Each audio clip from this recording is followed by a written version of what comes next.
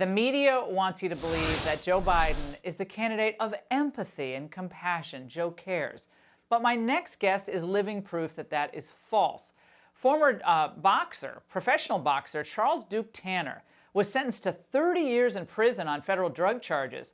But upon entering prison, Tanner says he immediately began working to improve himself and atone, of course, for his crimes. And President Trump took notice, granting Mr. Tanner clemency just last week, something President Obama had declined to do. President Trump, I just want to thank you for giving me a second chance. First, I didn't know it was real until I was able to bring and touch this little guy right here. I left him when he was 2 years old, President Trump. You reunited me back to my family. I lost my mother and my father, but I got him. And this is what I live for. Thank you, President Trump. Most of us who watched that for the first time were in tears. Second chances. Duke Tanner joins me now. Duke, how did you find out? It was great to see you tonight. And how did you find out the president was the impetus behind your release? I really didn't know what was going on because my unit team came and got me after 4:00 p.m. count and was like they needed to talk to me. And, you know, he said, I got to get you out of here. I said, where I'm going? He said, well, the president granted you clemency. I just started sweating and praying and praising God. Next thing you know, I was in a hotel waiting to go to Philly to the airport. And your son, just your moment with your son in that video, it just hit me in the heart as a mom. What was that like, seeing him when you could really spend time with him without other people watching?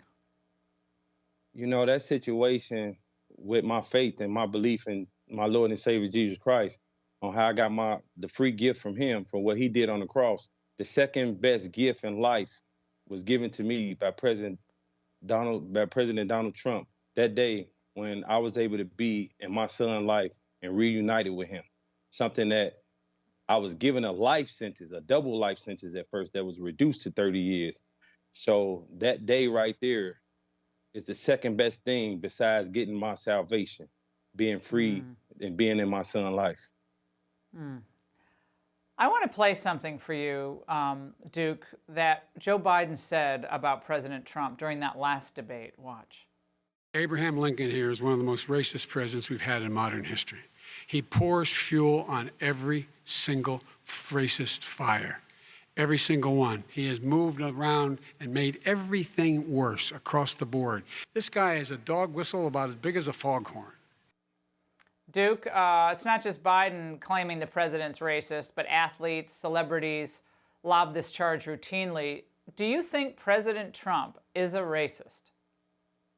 For one, I never met President Trump a day in my life, but what I can say is I know Miss Alice Marie Johnson. Hershey Walker was one of my favorite football players, and I think they got too high of integrity and dignity to hang out with a racist. And what President Trump did for me, a black man, I can't say that he's a racist on my belief. Now, what other people say, this world, they got their own opinion.